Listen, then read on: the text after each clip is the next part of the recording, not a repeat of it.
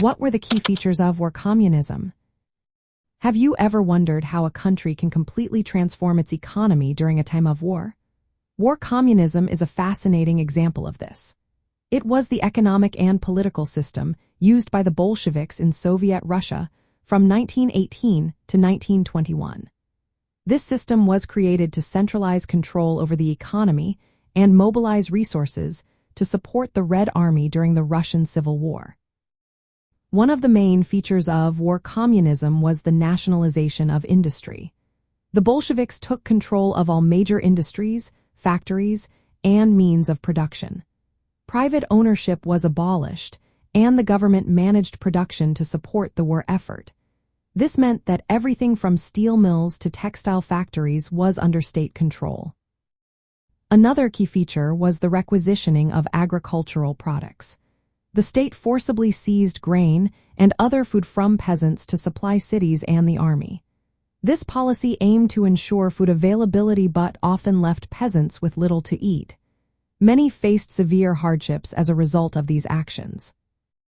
Centralized resource allocation and a trade monopoly were also significant aspects of War Communism. The government controlled the distribution of goods and resources, monopolizing trade and limiting private commerce. Money circulation was partially suspended, leading to a reliance on barter and state-issued rationing. Strict labor discipline was enforced during this time.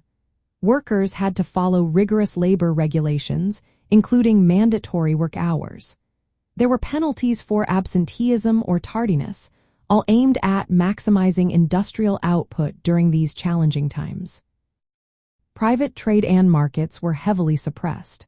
The Bolsheviks banned private trade and closed markets to eliminate capitalist practices. This ensured that the state maintained control over the economy. Political repression was another defining feature. The Bolshevik government intensified its control, suppressing opposition parties and dissent. The secret police, known as the Cheka, played a significant role in maintaining this one-party rule. Lastly, the militarization of society was evident. The entire population was mobilized for the war effort. This included increased state control over daily life, such as rationing and conscription into the military. While War Communism was intended as a temporary measure to defend the revolution, it led to severe economic decline and social unrest. The harsh policies caused widespread shortages and suffering, particularly in rural areas.